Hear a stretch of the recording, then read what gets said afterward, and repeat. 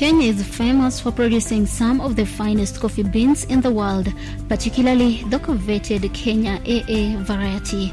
These beans are also known for their vibrant acidity, distinct fruity flavors, and tantalizing aroma. It's like a flavor explosion in every sip.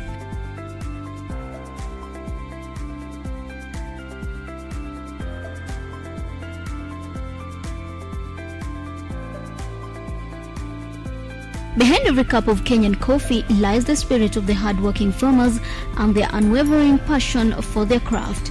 Their dedication and expertise ensure that the flavors of Kenya are shared and celebrated across the globe.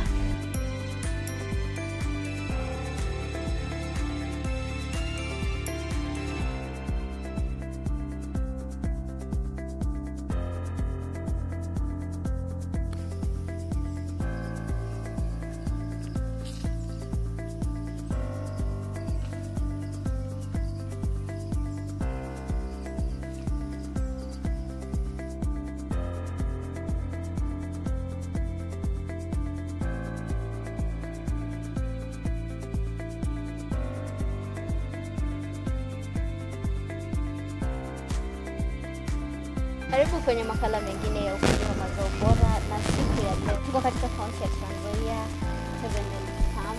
Tumekuja hapa ili kuweza kuangalia ukulima wa kahawa. Tumekaribishwa kwenye shamba hili na Helen Thompson. Thank you so much for having us.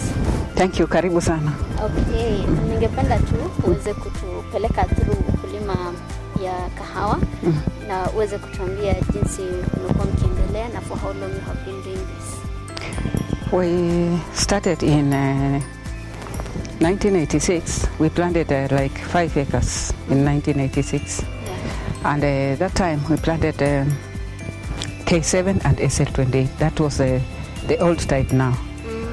Yeah, and as we went along, we found out that there was a better type, which is Ruiru 11.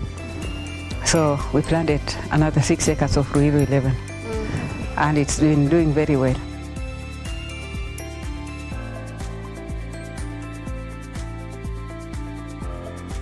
This is seedlings we planted from beans, coffee beans. We call it coffee beans. When they grow up, they look like this. These are the very small ones now coming up. You can see the beans in them here. So do you produce your own seedlings? Where do you get the seedlings from? I get it from the research station, Kitale. And this is, as the bean is coming up, then when it comes, it opens like this one. See how it opens up? Yeah. Then the next stage is like this. Now this is the other stage of it. After how many weeks does it appear like this? That is after 6 weeks. Then it starts to grow. It doesn't grow until 6 weeks. Then we plant it like this. This is now about 1 year old. Yeah, and it can be planted, or it can be planted next year, after 2 years on the bed. Yeah. So after 2 years is when we are doing. Yeah, it will be like 2 feet. So that 2 feet, it will be good to plant. Yeah. So you talked about the varieties that you have. Yeah. What difference did you notice after transitioning from, the other variety to the old variety, the K7 and SL28?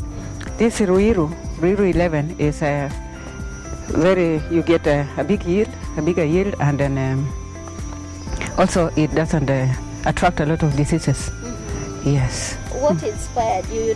You have been doing this for over 30 years. Yeah. What has inspired you to maintain, coffee farming, referred to other types of farming for all those years? It started by my husband. His father used to do farming, pig farming and cattle, and then he was doing maize.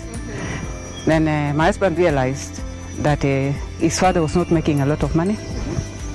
So he thought what could make money that could sustain all the family. Yeah. So then he decided to plant coffee, because there was a neighbor planting coffee and he saw it was doing very well. Yeah. And in a small acreage, you can make more money. So that's what inspired us to make. And we just like coffee. You enjoy having your coffee. Enjoy having coffee, working on it, and even drinking it. And with those years, what kind of experiences or lessons have you been learning through the way? We've learned that working on coffee farms, you have to make it a full-time job.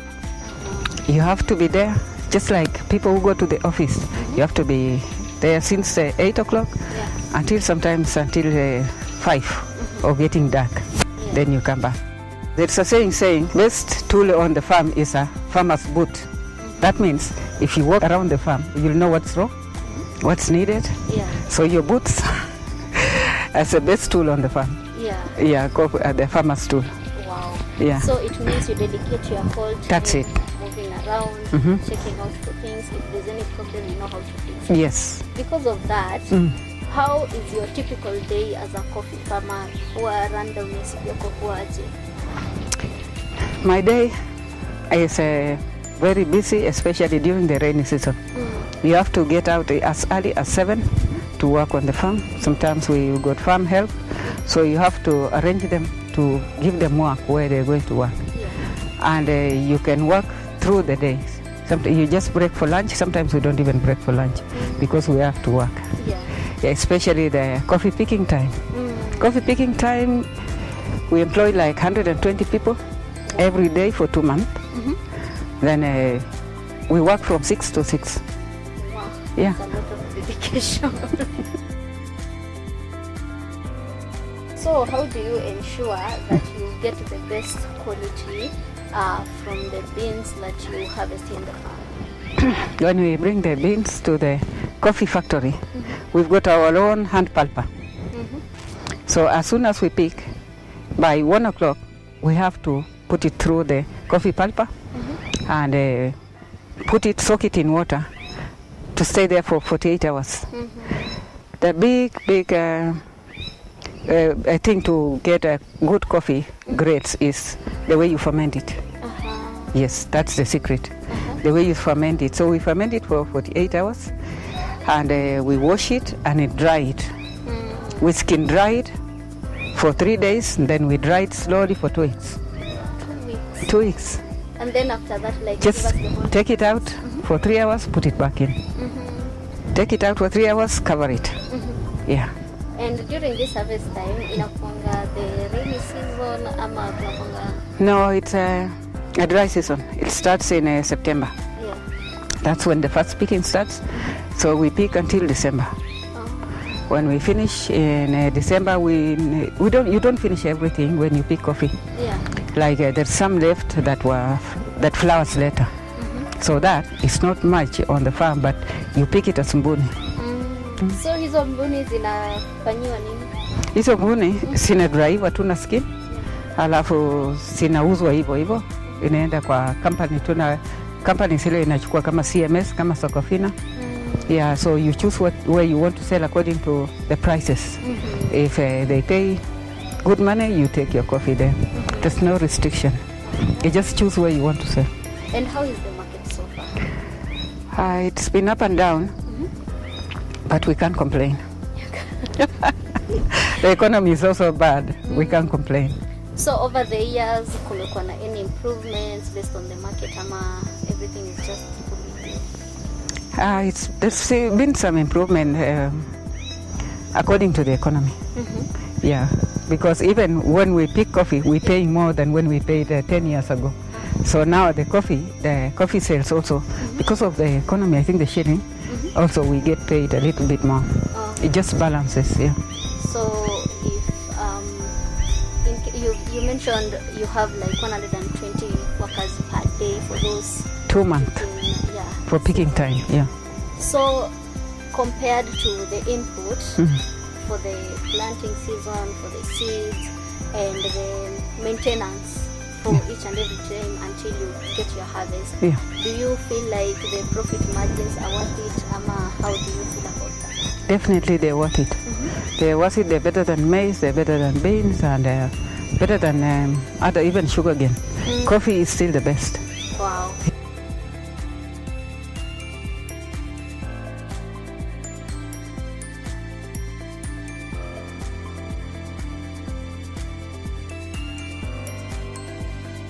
What do you think sets your coffee beans apart from others in the market? You know, you have been doing this for long, you have been enjoying the process, and also you have told us how you make sure that you have the best quality. So Yeah. how do you ensure when you go there to the market, to those people you're selling to, yours are the best so that you keep going back over the years? Fermentation is the secret. Yeah, if you ferment it properly, you get the best grades, and then you get more money. Yeah. Because if your grade is high, you get more money. It's coffee beans, which is AA, AB, TT, PP, but the base is AA, and followed by AB. So if you get those grades, you get those grades by the way you ferment it, by the way you dry it out in the sun. So I ensure my coffee is fermented properly. Yes, and then dried properly as well. The past few years kumekuwa na climatic change ambayo imekuwa ikiendelea. Has it affected the farming here? Yeah, there is a time it was so dry until so many people uprooted their coffee. And how did you And yours? we just we maintained it.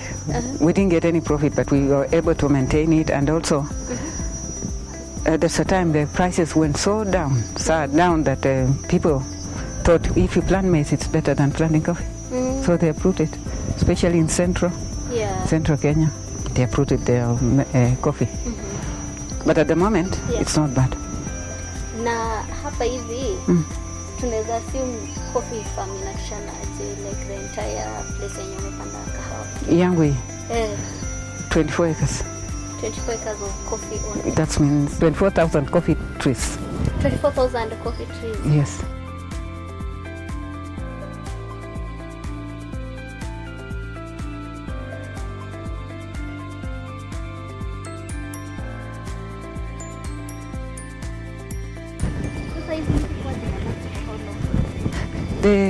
Ina last like forever because kuna sako after 7 years unatoa ile imekuwa mzee. And how do you space them? Asa measurements ya zamani ilikuwa from this one to that one. 9 feet. Lakini mzee aliona shamba inakuwa wasted akapanda line ya Ruiru katikati. So hizo ni zile. Sasa hizi ni Ruiru ameongezea katikati. Sasa inakuwa 1 meter by 1 meter. By 1 meter that way. Yeah. Na sasa hii mti ukiangalia hivi kanika imelanisha kweli. How long has it been tall? Hii kwanza ni ile ya kwanza kabisa 1986. Sasa vile iko hivi, hii variety ni tall tu. Si ati imekuwa tall. This is the tallest variety we've got, S28 na K7. Na roots yake ni mzuri, inatafuta maji mzuri.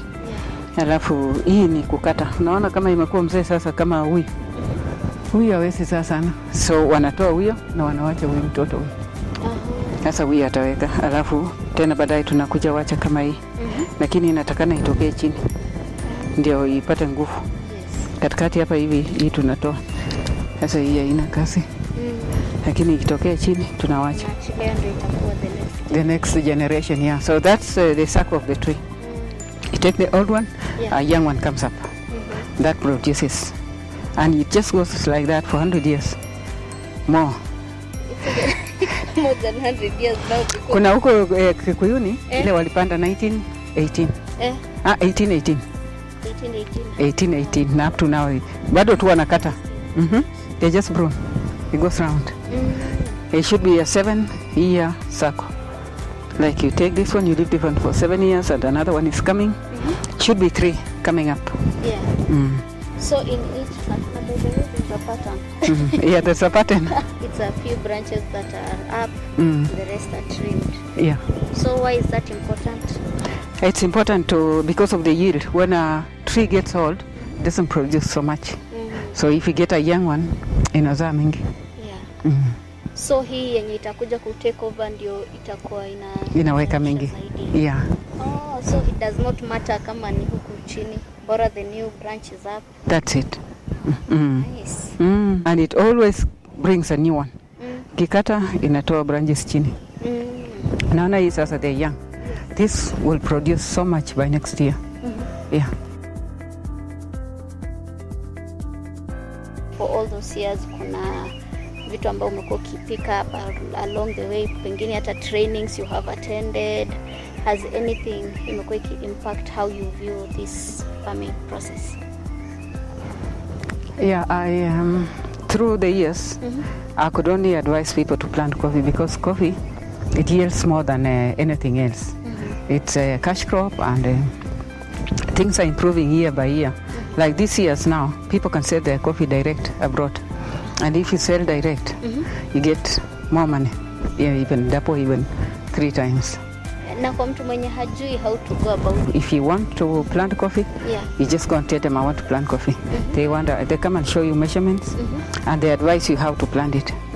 Like when you plant you want to plant a coffee plant, you have to dig 2 feet deep 3 months before you want to plant your crop. Ukijimba hiyo, then uchafu yote ile iko ndani unawacha wasi for 3 months, then kitu ile iko ndani inakufa. Ile vidudu vina affect kawa, inakufa kwanza, then unaweka mbolea. Shaweka mbolea, unawacha tena for like 2 months, then you plant your coffee. So hiyo ni preparation ya 5 months before hata kwanza for 3 years unawacha hiyo shamba ilale tu. It's a lot of investment process. But people don't do that. They just plant. Akipata shamba yao iko free wanapanda. But it's advisable kungoja hiyo 3 years. Wache shamba ilale tu kwanza. And then you dig miezi 5 hiyo ukiprepare tu. Then you transplant. Hiyo shima lazima jua ipike kwanza ndani. Alafu sasa ndio uweke mbolea. Ungoje tena ndio upande miti yako, na ukipanda usipande mpaka ujase mchanga level. Unawachako kama kashimo. Ndio utakuwa unaweka mbolea. Maji mvua ikinyesha inasimama kwa ndani kidogo, inasaidia. Na sasa hizi venye tayari zishaka hivi ama ni because over time? Over time tumeisanyia mchanga mpaka imekuwa hivi. Na tena tuko kwa mteremko, because ya maji kurani huko chini, tumeweka hii faros ndio ishike maji. Otherwise mchanga yetu yote itaenda chini. Na pia unaangalia landscape. Ni landscape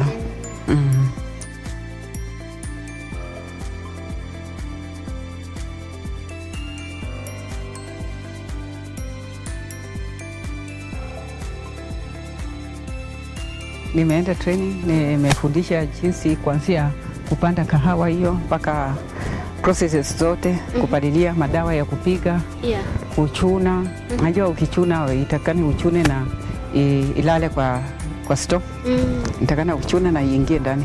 Otherwise fermentation itaanza ndani ya hiyo ngozi hiyo. Na itaweka ladha nyingine itasi mzuri. So lazima ishagwe. Ianze fermentation for 48 hours. Alafu uoshe, ukaushe.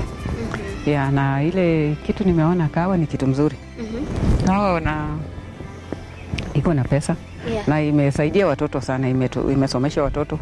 Imetukip. Unaweza ona tuko tu sawa. Tumezoea sana, tunajua tu ikifika mwezi fulani ni kupalilia, kufieka ndani. So unaona hata tumeshapalilia ndani iko mzuri. After how long do you palilia after kuvuna?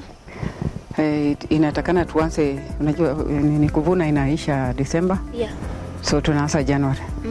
Pruning. Pruning for 2 months. Alafu by March tunapalilia before the rain. Tukipalilia na mvua inamea tu haraka. So tunapalilia before the rain, which come at the end of March. So inakauka mzuri. Mvua ikikuja tena au hatuwezi palilia because during the rain, because mizizi itakuwa inatafuta chakula. Hasa ikinyesha na inaanza kutoka inatafuta chakula. Lakini wakati ya jua ni kama imelala kidogo, so tunapalilia wakati hiyo. Na considering shamba ni kubwa, na unasema kupalilia ina take hiyo 2 months, ama hizo preparations zote huwa zina take 2 months.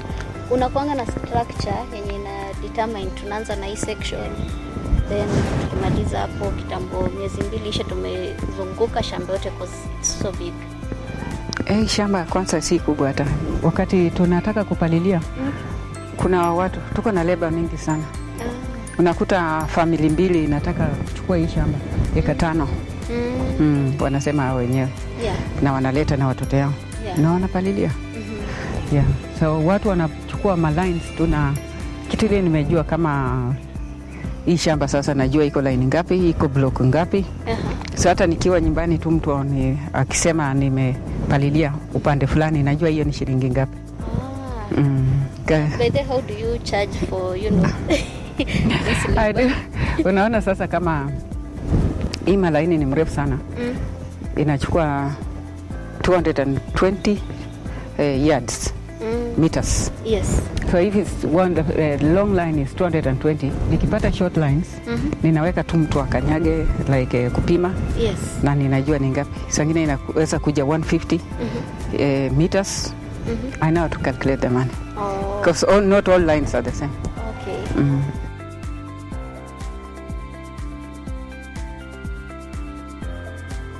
How do you market and sell your coffee beans after usha angalia grade iko quality poa kabisa? There are companies who buy our coffee. There's CMS, there's Socofina. They come home, the salespeople, they come and they ask you if you can take a contract with them. But you have to look at the market and know which company pays better. If you know the company which pays better, then you can sign a contract with them. Yes. And this can last for how long? During the only one season. Contract is one season. Next year, if you want to move, you move to another company. After we notice the trend, how do you see the future of coffee farming? Is it something that you still want to pursue for the longest time? Yes. In fact, if possible, I can increase the acreage because it's paying, it's good. Yeah, it's you can live on it. Yeah, like it can run everything on the farm. And it's not easy. The price doesn't go down quickly. Like it doesn't fluctuate like other things. Yeah. So what advice do you have for someone who is interested, you know, in starting out? Ameangalia akakuwa motivated akajiambia nataka kuanza na eka moja kwanza ama hiyo 5 so that they can build up from there. I would surely advise them to plant coffee. You'll never regret if you plant coffee. When coffee is still young, you can plant your crops in between. Yeah. And when it's got too shady, is when you can leave it. But by that time, you'll be getting money from coffee. So you won't even need to plant anything underneath. Yeah.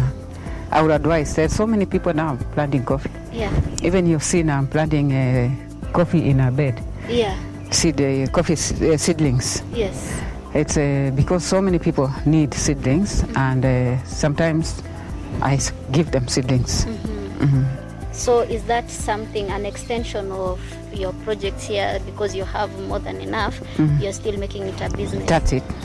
Yeah, that's it.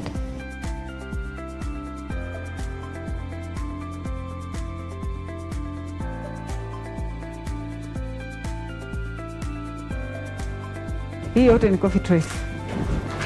So wakati tumeosha tunapeleka huko nje kuanika.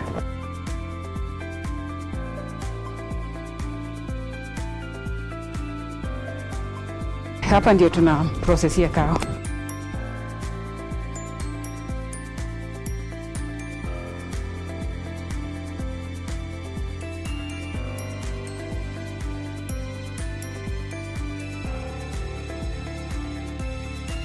Hii ni troughs. Hii yote tuna processia mpaka mwisho. Sasa tunaweka rego hiyo hand pulper hapa. Halafu sasa ile maganda inaenda huko na beans inaenda huko. Then kuna maji ndani. Hapa kuna mtu anaosha. Then ikitoka hapa inaenda kwa basins. Wanapanga basins mpaka mwisho. So maji inakuwa hapa. So anaosha na kumwaga. Yeah. Mtu mmoja anaosha na mwagia ya pili, ya tatu, hivyo all the way. Tunaweka matanks huko ya kusoka. Hii nayo ni ya kusoka hizi zote. hizi ndio Ferment. Yeah, ya kuferment. Kwa juu ilikuwa ya kugrate coffee. Like when it runs, iko slope. Kiwekea huko at the time inafika huko imetoa grade 1, 2, 3. Yenyewe inabaki tu chini tu. Basi ni huko. The base is kwa kichwa huko, the heaviest is the best. alafu mpaka lights inafika huko.